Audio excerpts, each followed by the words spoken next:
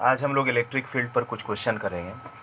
Question में यहाँ पे देखिए, एक ऐसे लाइन खींचा हुआ है, दूसरा लाइन उसके पैरेलल, तीसरा उसके पैरेलल, चौथा उसके पैरेलल, पांचवा उसके पैरेलल, और यहाँ पे लिखा हुआ है कि E is equal to 20 newton per coulomb.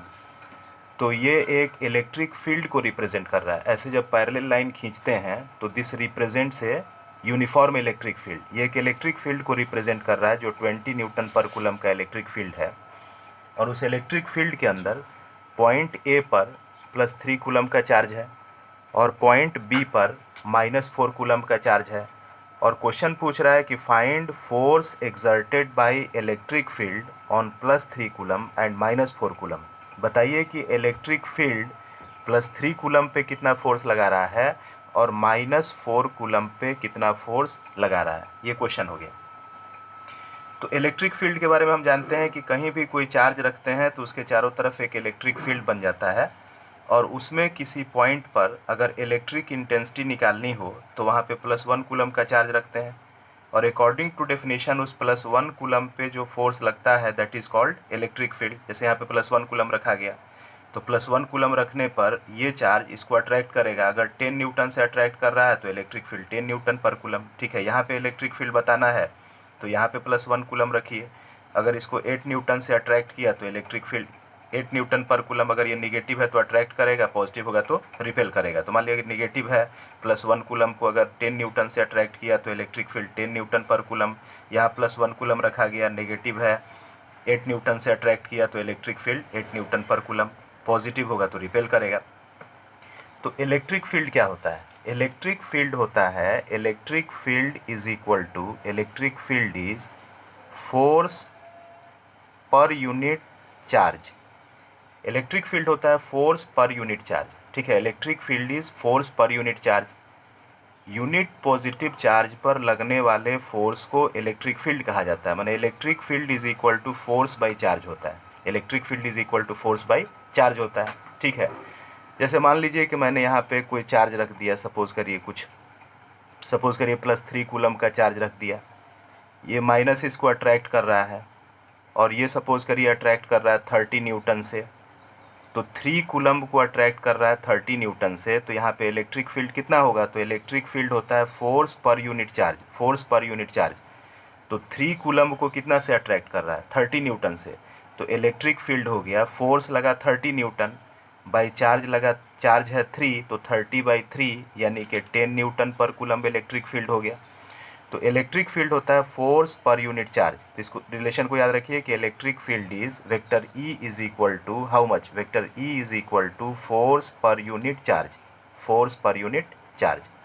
अगर हम लोग इसको क्रॉस मल्टीप्लाई करें तो क्रॉस मल्टीप्लाई करने पर क्या बनेगा? This is equal to vector F is equal to Q vector E बन जाएगा। अब यहाँ से एक रिजल्ट याद रखिए कि 2 केस हो सकता है। ये वेक्टर फॉर्म है, इक्वेशन का वेक्टर फॉर्म है। यहाँ 2 केस हो सकता है, क्यू आपका पॉजिटिव भी हो सकता है और क्यू आपका नेगेटिव भी हो सकता है। चार्ज में भी पॉजिटिव, चार्ज में भी नेगेटिव। ठीक है, यहाँ पे वेक्टर एफ का मतलब कि फोर्स का मैग्नीट्यूड और डायरेक्शन दोनों यहाँ पे है। यहाँ वेक्टर का मतलब कि यहाँ पे इलेक्ट्रिक फील्ड का मैग्नीट्यूड और डायरेक्शन दोनों यहाँ पे है। तो यहाँ भी फोर्स का मैग्नीट्यूड डायरेक्शन है, यहाँ इलेक्ट्रिक फील्ड का मैग्नीट्यूड डायरेक्शन है। तो यहाँ जब Q का मान पुट किया जाएगा तो Q अगर पॉजिटिव होगा तो प्लस पुट किया जाएगा, नेगेटिव होगा तो माइनस पुट किया जाएगा। चूँकि ये फोर्स मैग्नीट्यूड डायरेक्शन दोनों इसके पास है, इसके पास भी दोनों है, तो इसका भी जो नेचर होगा वो यहाँ पे लिखा जाएगा। मतलब इस इक्वेशन में Q क्या का वैल्यू पुट करते समय अगर प्लस में होगा तो प्लस में पुट करेंगे, माइनस में होगा तो माइनस में पुट करेंगे। ठीक है, तो अब यहाँ से देखिए कि इसमें 2 केस हो सकता है। पहला केस ये हो सकता है कि अगर Q पॉजिटिव है, अगर Q पॉजिटिव है, यहाँ पे प्लस ले लीजिए, तो अगर ये प्लस है, यहाँ पे प्लस भरिए, तो फोर्स का डायरेक्शन वही होगा जो इलेक्ट्रिक फील्ड का होगा। फोर्स का डायरेक्शन वही होगा जो इलेक्ट्रिक फील्ड का होगा। यानी पॉजिटिव चार्ज पर जिस डायरेक्शन में इलेक्ट्रिक फील्ड होता है उसी डायरेक्शन में फोर्स लगता है।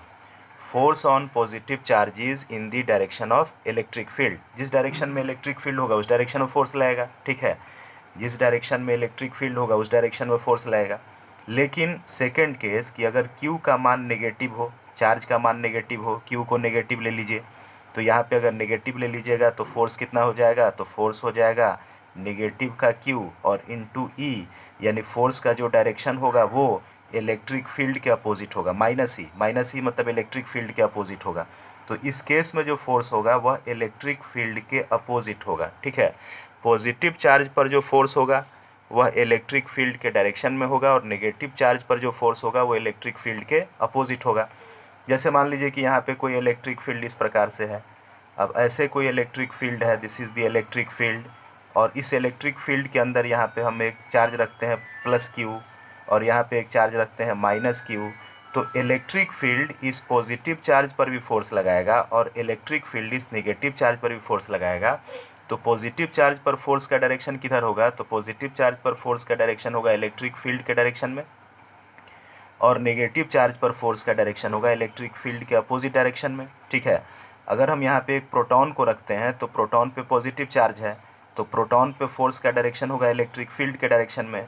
अगर हम यहाँ पे एक इलेक्ट्रॉन रखते हैं तो उसके ऊपर नेगेटिव चार्ज है, तो इलेक्ट्रॉन पे जो फोर्स का डायरेक्शन होगा वो इलेक्ट्रिक फील्ड के अपोजिट होगा। यानी पॉजिटिव चार्ज जब भी इलेक्ट्रिक फील्ड में रखा जाएगा तो उस पर फोर्स इलेक्ट्रिक फील्ड के डायरेक्शन में लगेगा और नेगेटिव चार्ज पर फोर्स इलेक्ट्रिक फील्ड के अपोजिट लगेगा। प्रोटॉन को इलेक्ट्रिक फील्ड में रखा जाए तो प्रोटॉन पे फोर्स इलेक्ट्रिक फील्ड के डायरेक्शन में और इलेक्ट्रॉन पे फोर्स इलेक्ट्रिक फील्ड के अपोजिट डायरेक्शन में। और उस फोर्स का मैग्नीट्यूड कितना होगा? डायरेक्शन तो समझ गया कि फोर्स का डायरेक्शन जो होगा पॉजिटिव पर फील्ड के डायरेक्शन में, नेगेटिव पर फील्ड के अपोजिट।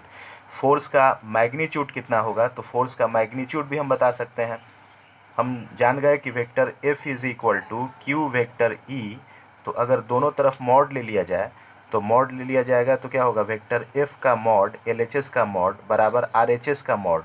तो Q का मॉड वेक्टर E का मॉड, तो वेक्टर F का मॉड कितना होगा? F, Q का मॉड Q ही लिख लीजिए, वेक्टर E का मॉड E, वेक्टर E का मॉड E। तो F is equal to Q into E। अब थोड़ा ध्यान दीजिए, ये relation F is equal to Q into E और ये relation vector F is equal to Q vector E, दोनों को यूज़ करते समय सावधानी बरतना चाहिए। जब इस इक्वेशन को यूज़ करेंगे तो ये वेक्टर फॉर्म में है, तो यहाँ जब Q का मान पुट किया जाएगा तो Q अगर प्लस में होगा तो प्लस में पुट किया जाएगा, माइनस में है तो माइनस में पुट किया जाएगा।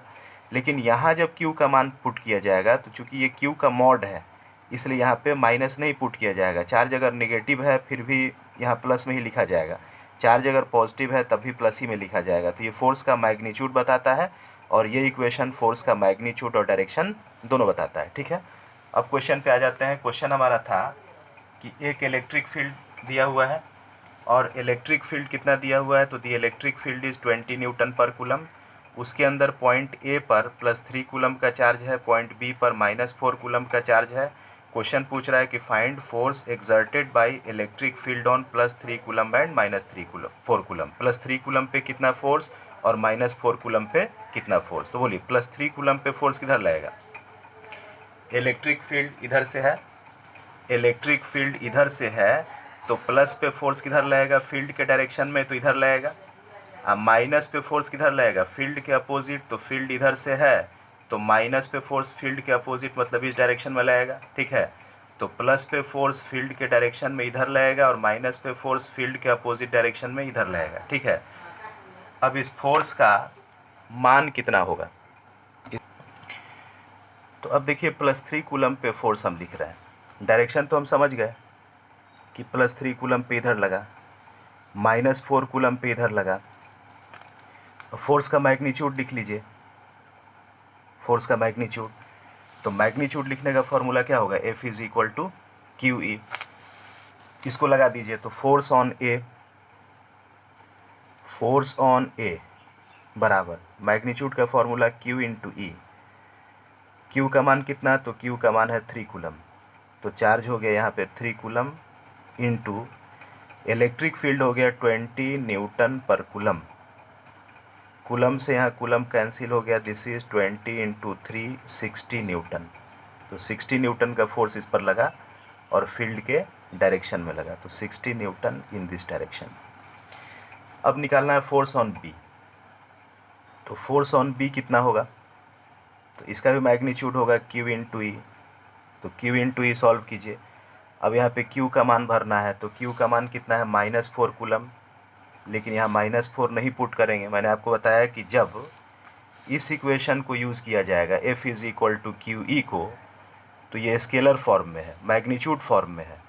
तो यहाँ पे Q का मैग्नीट्यूड सिर्फ लिखना है यहाँ पे इसका साइन नहीं लिखना है, क्योंकि इसका यहाँ पे सिर्फ मैग्नीट्यूड है, इसका भी यहाँ पे मैग्नीट्यूड है, तो इसका भी सिर्फ मैग्नीट्यूड लिखा जाएगा।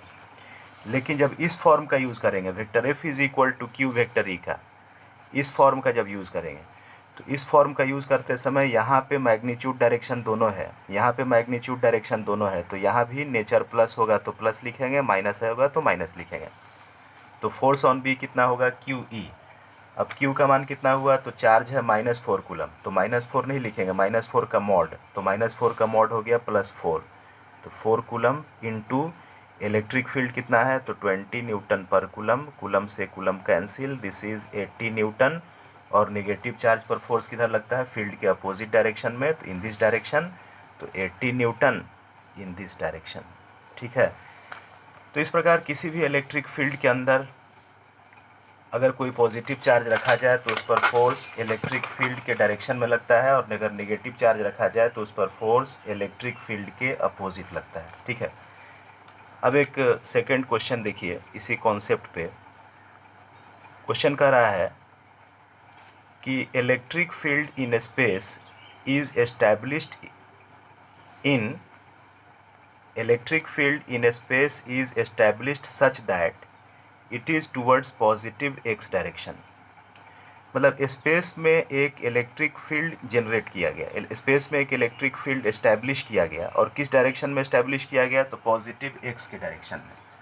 तो पॉजिटिव एक्स के डायरेक्शन में मतलब ऐसे कोई इलेक्ट्रिक फील्ड जनरेट किया गया। ठीक है, इस डायरेक्शन में इलेक्ट्रिक फील्ड जनरेट किया गया, और वो इलेक्ट्रिक फील्ड कितने मैग्नीट्यूड का जनरेट किया गया, तो इलेक्ट्रिक फील्ड का मैग्नीट्यूड 10x + 2, जहाँ x हो गया x coordinate, where x is x coordinate. मतलब इलेक्ट्रिक फील्ड अलग अलग पॉइंट पे अलग अलग है, इलेक्ट्रिक फील्ड बराबर 10x + 2, तो अलग अलग पॉइंट पे इलेक्ट्रिक फील्ड का मैग्नीट्यूड अलग अलग है, अलग अलग पॉइंट का x कोऑर्डिनेट अलग अलग होगा, तो इलेक्ट्रिक फील्ड अलग अलग पॉइंट पे डिफरेंट पॉइंट पे डिफरेंट होगा। तो कह रहा है कि electric field in space is established such that it is towards positive X direction. Space में इलेक्ट्रिक फील्ड एस्टैब्लिश किया गया, जनरेट किया गया, और किस डायरेक्शन में जनरेट किया गया, तो पॉजिटिव एक्स के डायरेक्शन में इलेक्ट्रिक फील्ड जनरेट किया गया, जिसका मैग्नीट्यूड कितना था, तो E बराबर 10x + 2 था।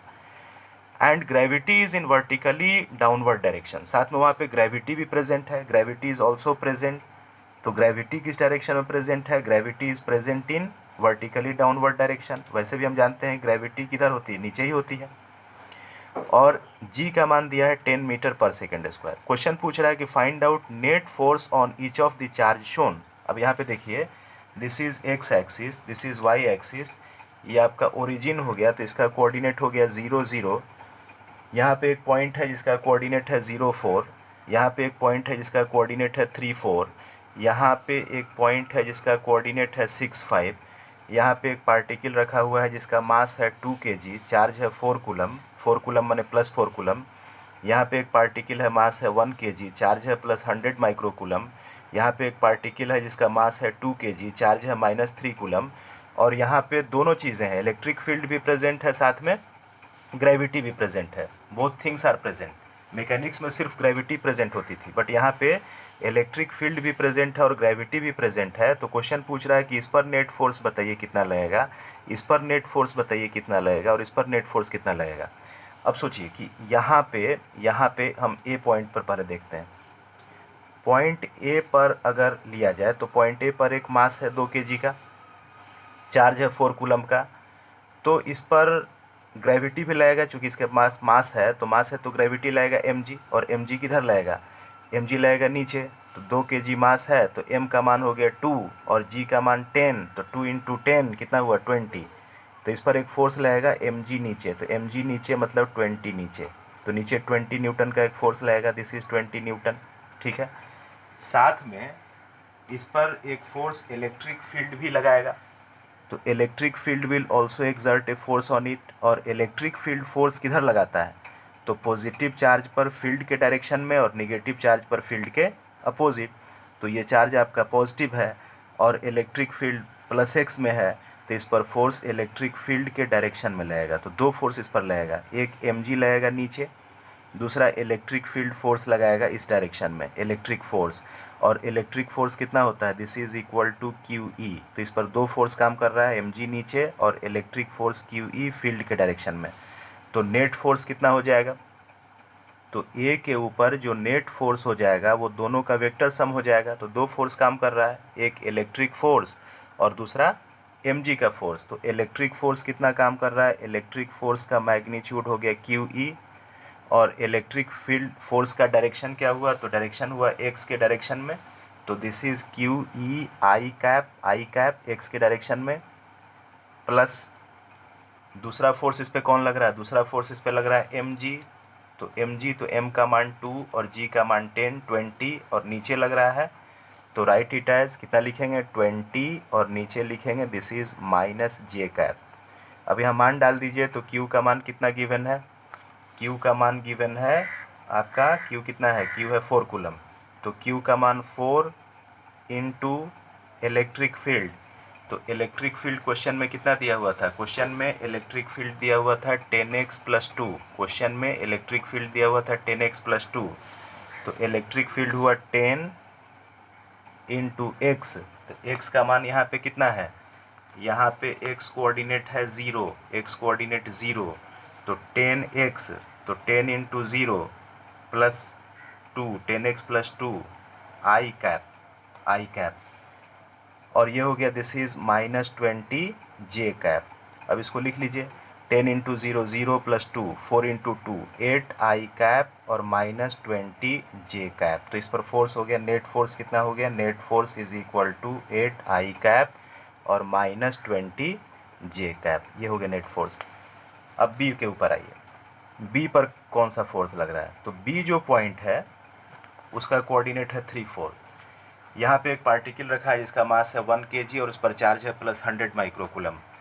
अब देखिए इस 1 kg पर एक तो ग्रेविटी नीचे काम करेगा mg, तो एक तो इस पर mg नीचे के डायरेक्शन में काम करेगा। दूसरा, चार्ज चूँकि पॉजिटिव है और यहाँ पे इलेक्ट्रिक फील्ड भी प्रेजेंट है, तो इलेक्ट्रिक फील्ड एक फोर्स लगाएगा किस डायरेक्शन में, तो फील्ड के डायरेक्शन में। तो ऐसे एक फोर्स लगाएगा, वो फोर्स कितना होता है, तो the force is Q E.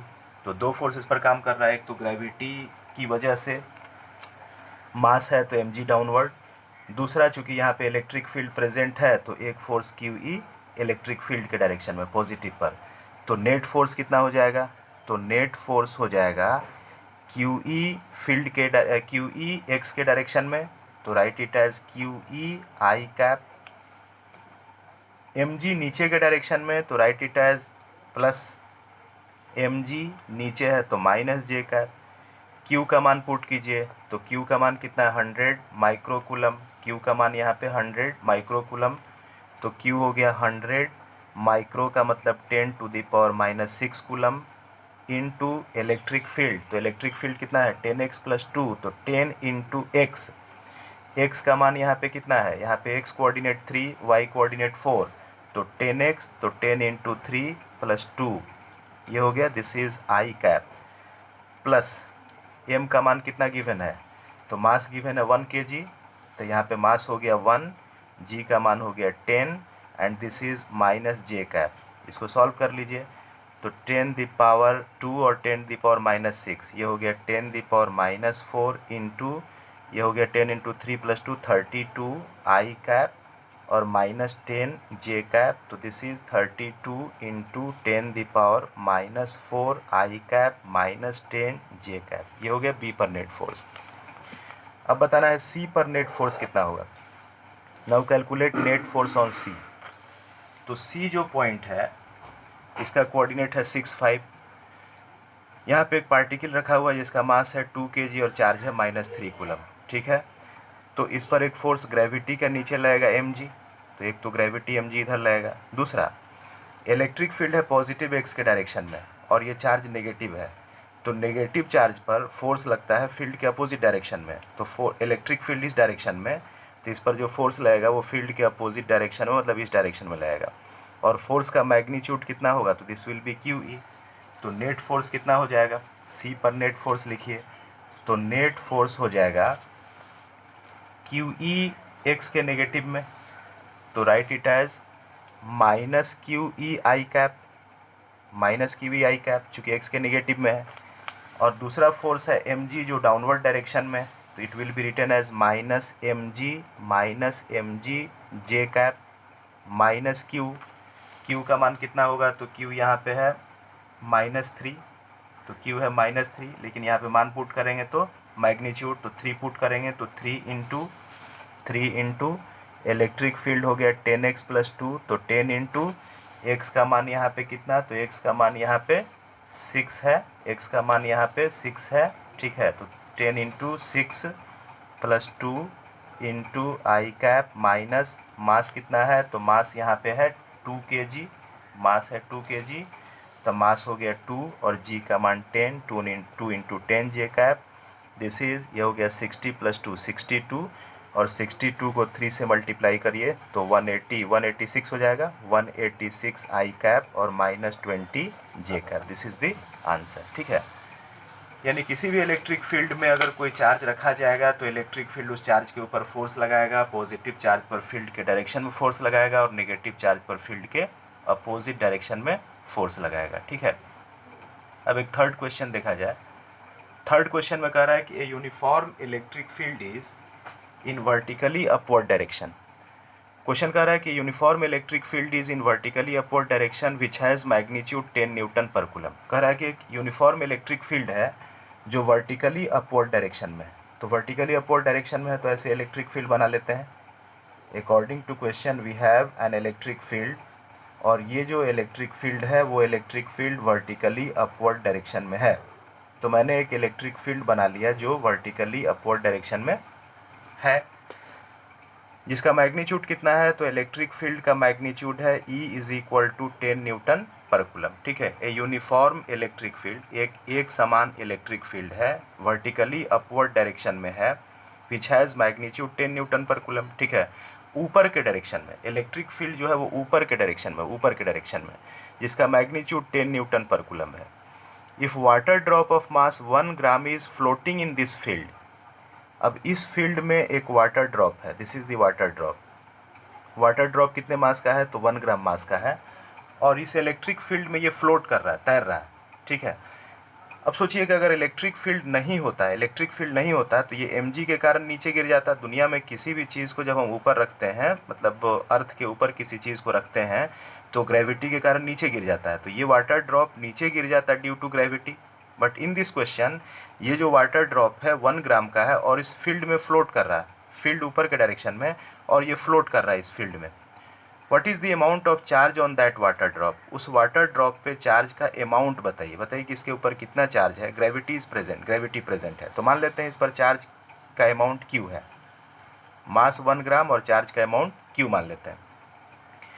अब थोड़ा सोचिए कि इस पर फोर्स कौन कौन काम करेगा। एक तो इस पर ग्रेविटी का फोर्स नीचे काम करेगा, दिस इज़ mg। एक तो ग्रेविटी का फोर्स नीचे काम करेगा, ग्रेविटी इज़ mg। दूसरा कि एक इलेक्ट्रिक फील्ड है यहाँ पे, और इस इलेक्ट्रिक फील्ड में यहाँ पे चार्ज है, तो इलेक्ट्रिक फील्ड भी इस चार्ज पर फोर्स लगाएगा। अब सोचिए कि ये चार्ज पॉजिटिव होना चाहिए कि नेगेटिव होना चाहिए, इस वाटर ड्रॉप पे पॉजिटिव चार्ज होना चाहिए कि नेगेटिव चार्ज होना चाहिए। अगर इस वाटर ड्रॉप पे पॉजिटिव चार्ज होगा तो पॉजिटिव चार्ज पर फोर्स किधर लगेगा, फील्ड के डायरेक्शन में, तो फील्ड ऊपर है तो फोर्स ऊपर लगेगा, तो mg नीचे और इलेक्ट्रिक फोर्स ऊपर, तो बैलेंस हो सकता है। और अगर इस पर हम नेगेटिव चार्ज मान लें कि वाटर ड्रॉप पे नेगेटिव चार्ज है, तो फील्ड ऊपर के डायरेक्शन में, और इसके ऊपर नेगेटिव चार्ज मान लें तो नेगेटिव चार्ज पर फोर्स लगता है फील्ड के अपोजिट डायरेक्शन में, तो फील्ड ऊपर तो फोर्स हो जाएगा नीचे, तो mg भी नीचे और इलेक्ट्रिक फोर्स भी नीचे, तब तो ये नीचे गिर जाएगा। बट अकॉर्डिंग टू क्वेश्चन ये नीचे नहीं गिर रहा है, इसका मतलब इस पर चार्ज पॉजिटिव होना चाहिए कि नेगेटिव होना चाहिए, तो पॉजिटिव होना चाहिए। इस पर चार्ज जो होना चाहिए, चार्ज शुड बी पॉजिटिव, क्योंकि अगर ये पॉजिटिव होगा तो इलेक्ट्रिक फील्ड इस पॉजिटिव चार्ज पर फोर्स फील्ड के डायरेक्शन में लगाएगा, यानी ऊपर के डायरेक्शन में लगाएगा, और ये गिरने से बच जाएगा। तो इस पर फोर्स काम करेगा mg नीचे और इलेक्ट्रिक फोर्स QE ऊपर के डायरेक्शन में। एंड अकॉर्डिंग टू क्वेश्चन ये फ्लोट कर रहा है, तैर रहा है मतलब इक्विलिब्रियम में है, ठीक है। इलेक्ट्रिक फील्ड जो है वो ऊपर के डायरेक्शन में है, वाटर ड्रॉप का मास 1 ग्राम है, और यह वाटर ड्रॉप इस इलेक्ट्रिक फील्ड में फ्लोट कर रहा है। फ्लोट करने का मतलब हुआ कि mg को किसी ने बैलेंस किया है, तो mg को किसने बैलेंस किया है, तो mg को इलेक्ट्रिक फोर्स ने बैलेंस किया है, ठीक है। तो mg नीचे और इलेक्ट्रिक फोर्स ऊपर के डायरेक्शन में तो क्या इक्वेशन बनेगा, चूंकि ये इक्विलिब्रियम में है इसका मतलब कि जितना फोर्स डाउनवर्ड डायरेक्शन में होगा उतना अपवर्ड डायरेक्शन में होगा, तो Q E is equal to M G. हम लोगों को क्यू की वैल्यू बतानी है और इलेक्ट्रिक फील्ड कितना गिवन है, तो the electric field is 10 Newton per coulomb. तो यहाँ पे इलेक्ट्रिक फील्ड डाल लीजिए 10 Newton per coulomb. Water drop का मास है 1 ग्राम, ग्राम को किलोग्राम में चेंज कीजिए तो 1 ग्राम 1/1000 किलोग्राम यानी 10⁻³ किलोग्राम इंटू जी का मान यहाँ पे 10 डाल दीजिए। 10 से 10 कैंसिल हो गया, Q is equal to 1 × 10⁻³ charge है तो कूलम में लिखिए, इसको 1 10⁻³ को मिली लिख सकते हैं 1 मिली कूलम, यानी इस वाटर ड्रॉप पे चार्ज कितना है 1 मिली कूलम। ठीक है, तो क्वेश्चन क्या था, क्वेश्चन था कि किसी जगह पे या किसी कमरे में एक इलेक्ट्रिक फील्ड है, जो इलेक्ट्रिक फील्ड ऊपर के डायरेक्शन में प्रेजेंट है, और उस कमरे में उस इलेक्ट्रिक फील्ड में एक 1 ग्राम का वाटर ड्रॉप है जो फ्लोट कर रहा है। तो क्वेश्चन पूछ रहा था कि उस पर के ऊपर कितना चार्ज है, तो फ्लोट करने का मतलब कि उस पर जो ग्रेविटी लग रहा है उसको इलेक्ट्रिक फोर्स बैलेंस कर रहा है, तो mg नीचे और इलेक्ट्रिक फोर्स ऊपर, तो mg is equal to Q E लिख लीजिए, Q is equal to mg, Q into electric field 10 भरिए, मास भर दीजिए, जी भर दीजिए, सॉल्व कर लीजिए। ठीक है, नेक्स्ट क्वेश्चन है, अगला क्वेश्चन कह रहा है कि इलेक्ट्रिक फील्ड, नेक्स्ट क्वेश्चन कहता है कि electric field is uniform, electric field is uniform and 20 newton per coulomb in vertically upward direction. यहाँ बोलता है कि इलेक्ट्रिक फील्ड यूनिफॉर्म है, 20 न्यूटन पर कूलम का है, वर्टिकली अपवर्ड डायरेक्शन में है। तो let us make an electric field, ऐसे बना लिया जाए, ऐसे मैंने एक इलेक्ट्रिक फील्ड बना लिया। ठीक है, और ये जो इलेक्ट्रिक फील्ड है वो 20 न्यूटन पर कूलम का है और वर्टिकली अपवर्ड डायरेक्शन में है। Electric field is uniform and electric field is uniform and vertical direction, vertically upward direction. तो electric field is uniform and 20 newton per coulomb in vertically upward direction. तो suppose करिए कहीं पे electric field हो गया, ऊपर के डायरेक्शन में हो गया, 20 न्यूटन पर कूलम का हो गया, ग्रेविटी इज प्रेजेंट, वहाँ ग्रेविटी प्रेजेंट है। इसको आप ऐसे समझ सकते हैं कि ये इलेक्ट्रिक फील्ड अर्थ पर ही कहीं पे है, इलेक्ट्रिक फील्ड ऊपर के डायरेक्शन में है, साथ में ग्रेविटी वहाँ पे प्रेजेंट है। तो ग्रेविटी भी प्रेजेंट है, उसको भी दिखा देते हैं, gravity is in downward direction, gravity भी प्रेजेंट है। A particle of mass 1 kg and charge -2 coulomb is thrown vertically upward with velocity 30 metre per second. अब कह रहा है कि एक पार्टिकल है, मान लीजिए कि ये पार्टिकल है, ये पार्टिकल कितने मास का है, तो mass of the particle is 1 kg, particle का मास है 1 kg, चार्ज इस पर है -2 कूलम और इसको फेंका जा रहा है, थ्रोन वर्टिकली अपवर्ड, इसको वर्टिकली ऊपर फेंका जा रहा है with velocity 30 metre per second. कितना वेलोसिटी से, 30 मीटर पर सेकेंड से इसको मैंने ऊपर फेंक दिया। तो ठीक है, इलेक्ट्रिक फील्ड किस डायरेक्शन में, इलेक्ट्रिक फील्ड ऊपर के डायरेक्शन में, ग्रेविटी भी प्रेजेंट है, तो ग्रेविटी डाउनवर्ड डायरेक्शन में। एक पार्टिकल है जिसका मास है 1 kg, चार्ज है -2 कूलम, इसको मैंने यहाँ पे प्रोजेक्ट कर दिया, 30 मीटर पर सेकेंड के स्पीड से प्रोजेक्ट कर दिया। अब इसका FBD बनाइए कि इस पर कौन कौन सा फोर्स लगेगा, इसका फ्री बॉडी डायग्राम बनाइए, कौन कौन सा फोर्स लगेगा। तो इस 1 kg पर एक फोर्स तो mg डाउनवर्ड लगेगा, इस 1 kg का अगर हम FBD बनाए तो इसका FBD क्या होगा, एक तो इस पर mg का फोर्स डाउनवर्ड डायरेक्शन में काम करेगा, दूसरा इसके ऊपर चूंकि नेगेटिव चार्ज है तो इलेक्ट्रिक फील्ड फोर्स किधर लगाएगा, अपोजिट डायरेक्शन में, तो इलेक्ट्रिक फील्ड ऊपर, तो फोर्स कहाँ लगेगा, नीचे, इस पर फोर्स लगेगा नीचे, इलेक्ट्रिक फोर्स लगेगा नीचे, तो इस पर एक इलेक्ट्रिक फोर्स भी लगेगा नीचे and that will be QE। तो इस पर दो फोर्स काम करेंगे, एक तो mg डाउनवर्ड डायरेक्शन में, दूसरा इलेक्ट्रिक फोर्स QE भी डाउनवर्ड डायरेक्शन में। ठीक है, mg ग्रेविटी डाउनवर्ड डायरेक्शन में, और चूंकि चार्ज नेगेटिव है तो electric field force opposite direction में लगाएगा, तो इलेक्ट्रिक फील्ड ऊपर, तो फोर्स लगेगा डाउनवर्ड डायरेक्शन में and this will be QE। तो ये दो फोर्स काम कर रहा है इस पर, mg नीचे और QE भी नीचे, ऊपर फेंकने के बाद mg भी नीचे और QE भी नीचे। तो नेट फोर्स कितना हो जाएगा, इस पार्टिकल पर एक नेट फोर्स हो जाएगा, दोनों का डायरेक्शन सेम है, तो नेट फोर्स हो जाएगा mg + QE। मास कितना था 1 kg, जी का मान 10, चार्ज का मैग्नीट्यूड था 2 कूलम इंटू इलेक्ट्रिक फील्ड था 20 न्यूटन पर कूलम, तो दिस इज 10 + 40 50 न्यूटन का फोर्स लगा। इस पार्टिकल पर 50 न्यूटन का एक फोर्स लगा और फोर्स किस डायरेक्शन में लगा, तो डाउनवर्ड डायरेक्शन में लगा।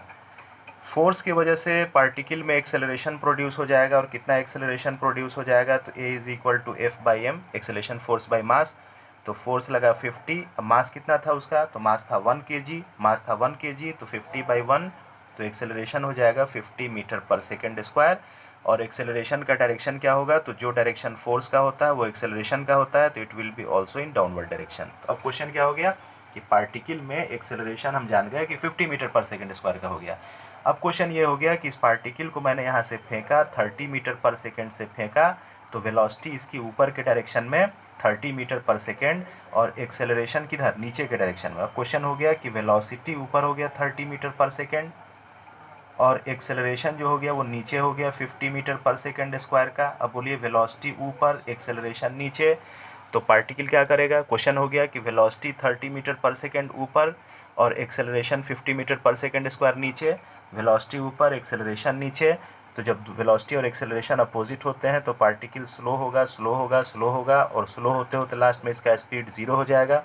ज़ीरो हो जाएगा तो यहाँ पल भर के लिए रुकेगा, और उसके बाद फिर पार्टिकल गिर जाएगा, फिर पार्टिकल वापस गिर जाएगा। क्वेश्चन पूछ रहा है कि what is the time of flight, time of flight क्या है। तो टाइम ऑफ फ्लाइट अब यहाँ से निकाल लीजिए। अब क्वेश्चन चेंज हो क्या हो चुका है कि 30 मीटर पर सेकंड से मैंने प्रोजेक्ट किया, 50 मीटर पर सेकंड स्क्वायर का एक्सेलरेशन डाउनवर्ड है। टाइम ऑफ फ्लाइट बताइए, मतलब टाइम ऑफ फ्लाइट का मतलब कि यहाँ से जाके फिर यहीं आने में कितना टाइम लगेगा। तो u का मान कितना हो गया, u का मान हो गया 30, ऊपर के डायरेक्शन में है तो प्लस लिख दीजिए, ऊपर के डायरेक्शन को प्लस लिखते हैं तो u प्लस 30, एक्सेलरेशन नीचे के डायरेक्शन में है तो -50 मीटर पर सेकेंड स्क्वायर, और टाइम ऑफ फ्लाइट पूछ रहा है तो टोटल जर्नी ले लेते हैं। टाइम ऑफ फ्लाइट के लिए we take the complete journey, तो पार्टिकल यहाँ से ऐसे जाएगा, फिर लौट के वहाँ पे आएगा, तो उसका डिस्प्लेसमेंट कितना हो जाएगा, 0। टाइम ऑफ फ्लाइट यानी कि t पूछ रहा है, तो u का मान +30, a -50, s बराबर 0, t पूछ रहा है। इक्वेशन अप्लाई कीजिए, s इज इक्वल टू कितना होता है, ut प्लस हाफ है टी स्क्वायर, तो u is equal to 30, time निकालना है t, s का मान 0 plus half into acceleration -50 into T square, 0 is equal to 30t minus 25t square, ये हो रहा ना, s is equal to ut plus half है टी स्क्वायर, तो डिस्प्लेसमेंट हो गया 0, u का मान 30, T plus half acceleration -50t square, 30t minus 25t square, इधर लेके आते हैं, this is 25t square is equal to 30t, ठीक है। अब यहाँ से क्या होगा, यहाँ से एक t से t कैंसिल कर दीजिए, हालांकि कैंसिल नहीं करना चाहिए because it is quadratic equation, तो क्वाड्रेटिक इक्वेशन को सॉल्व करने पर t का 2 मान मिलता है, ठीक है, बट कैंसिल कर दीजिए, हालांकि it is wrong to cancel because it is quadratic equation. तो अगर कैंसिल कर दें तो कितना होगा, 25t इज़ इक्वल टू 30, तो यहाँ से t कितना आएगा, तो t इज़ इक्वल टू 30/25, ये हो गया, दिस इज 6/5 सेकेंड आंसर। ये टाइम ऑफ फ्लाइट निकल गया 6/5 सेकेंड, ठीक है। एक क्वेश्चन और लेते हैं, एक लास्ट क्वेश्चन। क्वेश्चन कह रहा है कि electric field is towards positive X direction with magnitude 20 newton per coulomb. इस क्वेश्चन में दे रहा है कि electric field positive X direction में है, मैग्नीट्यूड कितना है, 20 न्यूटन पर कूलम। तो इलेक्ट्रिक फील्ड ऐसे बना लीजिए, this is in positive X direction, electric field is in positive X direction, और उसका मैग्नीट्यूड कितना, तो magnitude of the electric field is E is equal to 20 newton per coulomb. तो electric field इस question में पॉजिटिव एक्स में है। A particle of mass 1 kg and charge 2 coulomb. अब देखिए एक पार्टिकल है, पार्टिकल का मास है 1 kg, चार्ज है 2 coulomb, is thrown vertically upward, इसको वर्टिकली ऊपर फेंका जाता है with velocity 10 metre per second, 10 metre per second से फेंका जाता है। पूछ रहा है what is it's range, gravity is present, gravity present है, इसका रेंज क्या है, ठीक है। तो देखिए इलेक्ट्रिक फील्ड के डायरेक्शन में, तो इलेक्ट्रिक फील्ड है +x के डायरेक्शन में, इलेक्ट्रिक फील्ड है +x के डायरेक्शन में, साथ में ग्रेविटी प्रेजेंट है। तो आप ऐसा कंसीडर कीजिए कि आप किसी फील्ड में खड़े हैं, और जिस फील्ड में खड़े हैं उस फील्ड में एक इलेक्ट्रिक फील्ड हॉरिजॉन्टल डायरेक्शन में प्रेजेंट है, और साथ में वहाँ पे ग्रेविटी भी प्रेजेंट है। ऐसे कुछ विजुअलाइज करिए कि you are standing in a field, आप किसी फील्ड में हैं, किसी मैदान में आप हैं, और वहाँ पे एक इलेक्ट्रिक फील्ड प्रेजेंट है हॉरिजॉन्टल डायरेक्शन में, और साथ में वहाँ पर एक ग्रेविटी तो प्रेजेंट है ही, और इसको आप फेंक दिया किस डायरेक्शन में, आपने ऊपर के डायरेक्शन में 10 मीटर पर सेकेंड से। तो इसका FBD बनाते हैं, कौन कौन सा फोर्स काम करेगा। तो अगर इसका FBD बनाए तो इस पर फोर्स काम करेगा, एक तो mg डाउनवर्ड, तो mg का डाउनवर्ड फोर्स काम करेगा। दूसरा, इलेक्ट्रिक फील्ड चूँकि प्लस एक्स के डायरेक्शन में है और ये चार्ज भी पॉजिटिव है 2 कूलम, तो इस पर एक इलेक्ट्रिक फोर्स लगेगा और इलेक्ट्रिक फोर्स किधर लगेगा, फील्ड के डायरेक्शन में, तो क्यू ई इधर लगेगा। अब देखिए ये दोनों फोर्स एक दूसरे के परपेंडिकुलर हैं, ये दोनों फोर्स एक दूसरे के परपेंडिकुलर हैं, तो यहाँ पे नेट फोर्स मत निकालिए। जब दो फोर्स एक दूसरे के परपेंडिकुलर हो, मोशन को एनालाइज करना हो, तो नेट फोर्स मत निकालिए, बल्कि हम जानते हैं कि जब दो मोशन एक दूसरे के परपेंडिकुलर होते हैं तो वो एक दूसरे से इंडिपेंडेंट होते हैं। इसको हमने प्रोजेक्टाइल मोशन में भी यूज़ किया था कि जब दो मोशन एक दूसरे के परपेंडिकुलर होते हैं तो एक दूसरे से इंडिपेंडेंट होते हैं। तो जब दो फोर्स एफ बी डी में एक दूसरे के परपेंडिकुलर आ जाए तो आपको रिजल्टेंट निकालने की ज़रूरत नहीं है। ऐसे ऐसे रिजल्टेंट नहीं निकालिएगा कि ऐसे ऐसे पैरेललोग्राम बना लिए डायगोनल, आपका क्वेश्चन और टफ हो जाएगा, ठीक है। तो जब दो फोर्स एफ बी डी में परपेंडिकुलर हो जाए तो ऐसी स्थिति में रिजल्टेंट मत निकालिए, बल्कि दोनों डायरेक्शन को अलग अलग सोचिए। एक बार इस डायरेक्शन को सोचिए और एक बार इस डायरेक्शन को सोचिए। इसको एक्स मोशन मान लीजिए और इसको वाई मोशन मान लीजिए। क्योंकि हम लोग मैकेनिक्स में पढ़े हुए हैं कि जब दो मोशन एक दूसरे के परपेंडिकुलर होता है तो दोनों एक दूसरे से इंडिपेंडेंट होता है।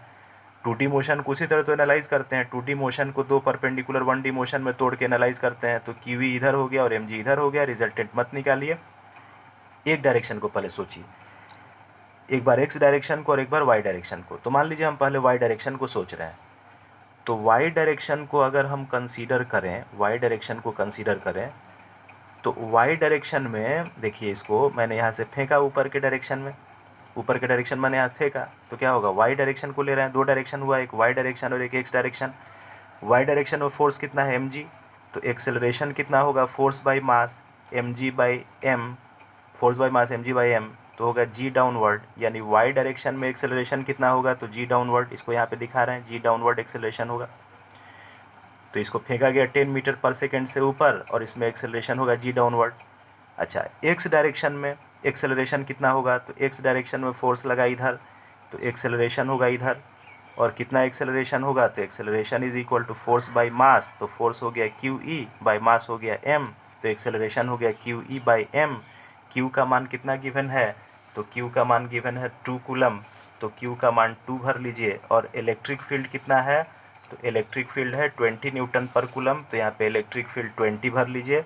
बाई पार्टिकल का मास कितना है, तो mass of the particle is 1 kg, तो यहाँ पे 1 पुट कर लीजिए, तो 40/1 this is 40 metre per second square, ठीक है। जी का मान आप ले सकते हैं 10 metre per second square downward direction में। तो दो डायरेक्शन हो गया, एक तो इस पार्टिकल में इधर भी एक एक्सेलरेशन होगा, इधर कितना एक्सेलरेशन होगा, तो 40 मीटर पर सेकेंड स्क्वायर, और इधर कितना एक्सेलरेशन होगा, जी डाउनवर्ड, ठीक है। और जब दो एक्सेलरेशन एक दूसरे के इंडिपेंडेंट होते हैं तो दोनों को अलग अलग कंसीडर करना चाहिए। तो एक बार पहले वाई डायरेक्शन को कंसीडर कीजिए, फिर एक्स डायरेक्शन को कंसीडर कीजिए। तो वाई डायरेक्शन को लीजिए, तो वाई में कितना से फेंका गया, 10 से फेंका गया, तो वेलोसिटी ऊपर, और वाई में एक्सेलरेशन नीचे, तो वेलोसिटी ऊपर एक्सेलरेशन नीचे। पार्टिकल स्लो होगा, स्लो होगा, स्लो होगा, लास्ट में स्पीड 0 होगा, और 0 होने के बाद फिर वहाँ पे लौट आएगा। This is called time of flight, इसको टाइम ऑफ फ्लाइट बोलते हैं। जितना देर में फिर वहाँ पे लौट आएगा उसको बोलते हैं टाइम ऑफ फ्लाइट। तो वाई डायरेक्शन को लेंगे तो यू का मान कितना होगा, यू का मान +10 होगा, +10 मीटर पर सेकेंड। अच्छा, एक्सेलरेशन कितना होगा, जी डाउनवर्ड, डाउनवर्ड को माइनस लिख रहे हैं, जी का मान भर दे रहे हैं 10 मीटर पर सेकेंड स्क्वायर, ठीक है। पार्टिकल ऐसे जाएगा, स्लो होगा, स्लो होगा, स्लो होगा, फिर वहाँ पे स्पीड 0 होगा, 0 होने के बाद फिर लौटेगा, लौटेगा, फिर वहाँ पे गिरेगा। जो टाइम लगेगा that is called time of flight. तो टाइम ऑफ फ्लाइट वो निकालेंगे, ठीक है। और डिस्प्लेसमेंट कितना हो जाएगा, लौट के आने में जो समय लगेगा, तो डिस्प्लेसमेंट कितना हो जाएगा, 0। तो ऐसे इक्वेशन अप्लाई कर दीजिए, s is equal to u T plus कितना, half A T square, s का मान 0, u का मान 10 into t plus half into acceleration -10 into T square. 2 से 10 कैंसिल, 5 -5t स्क्वायर इधर आ गया, 5t square, this is equal to 10t, t is equal to 10/5, 10/5 it is 2 second. हम जान गए कि ये पार्टिकल दो मोशन करेगा, एक तो एक्स मोशन भी करेगा, दूसरा वाई मोशन भी करेगा। एक्स में भी एक्सेलरेशन होगा और वाई में भी एक्सेलरेशन होगा। तो एक्स में एक्सेलरेशन इस डायरेक्शन में होगा, वाई में एक्सेलरेशन इस डायरेक्शन में होगा, और यहाँ पे ऐसे जाके लौट के आने में उसको 2 सेकेंड का टाइम लगेगा। पूछ रहा है कि व्हाट इज़ रेंज, रेंज क्या है। तो रेंज किसको बोलते हैं, प्रोजेक्टाइल मोशन का एक टर्म था रेंज। रेंज क्या है कि हॉरिजॉन्टल डायरेक्शन में या एक्स डायरेक्शन में प्रोजेक्टाइल जितना चलेगा दैट इज़ कॉल्ड रेंज। तो इधर जितना चला दैट इज़ कॉल्ड रेंज। तो कितने देर तक चला, तो चला 2 सेकेंड तक, और 2 सेकेंड में जितना एक्स में चला वही रेंज है। तो रेंज को कैलकुलेट करने के लिए नाउ कंसीडर एक्स मोशन। तो अगर एक्स मोशन कंसीडर किया जाए, इस डायरेक्शन को कंसीडर किया जाए, तो इस डायरेक्शन में इनिशियल वेलोसिटी कितना होगा, तो इनिशियल वेलोसिटी तो y में थी, तो y में अगर इनिशियल वेलोसिटी थी तो x में ज़ीरो वेलोसिटी थी, तो u का मान ज़ीरो, x में u का मान ज़ीरो, चूँकि इनिशियल वेलोसिटी y में थी। और एक्सेलरेशन कितना है, तो एक्सेलरेशन है 40 मीटर पर सेकेंड स्क्वायर। और रेंज निकालना है, तो रेंज निकालने के लिए टाइम कितना लेंगे, तो 2 सेकेंड तक चलता रहेगा, तो टाइम लेंगे 2 सेकेंड, टाइम ऑफ फ्लाइट ले लेंगे 2 सेकेंड। पूछ रहा रेंज क्या है, एस क्या है, तो S is equal to this is U T plus half A T square, U का मान ज़ीरो, टी का मान 2, half into acceleration 40 into T square, 2 into 2, this is cancel, ये हो गया 40 इंटू 2 80 मीटर, यही रेंज हो गया, this is equal to 80 metre. ठीक है, ये रेंज यहाँ पे निकल गया, 80 मीटर का रेंज हो गया। तो ध्यान रखिए कि जब भी एफबीडी बनाते समय दो फोर्स एक दूसरे के परपेंडिकुलर आ जाए तो उसका रिजल्टेंट नहीं निकालना है, बल्कि पहले फोर्स से पहला एक्सेलरेशन निकाल लेना है, दूसरे फोर्स से दूसरा एक्सेलरेशन निकाल लेना है, और ये दोनों एक्सेलरेशन एक दूसरे के परपेंडिकुलर हो जाएगा। और जब दोनों एक दूसरे के परपेंडिकुलर हो जाएगा तो दोनों को दो इंडिपेंडेंट मोशन ले लेंगे, एक बार वाई मोशन और एक बार एक्स मोशन। जब वाई मोशन को कंसिडर करेंगे तो एक्स को इग्नोर कर देंगे, और जब एक्स को कंसिडर करेंगे तो वाई को इग्नोर कर देंगे। और ऐसे अगर सोचिएगा तो क्वेश्चन आपका सॉल्व हो जाएगा।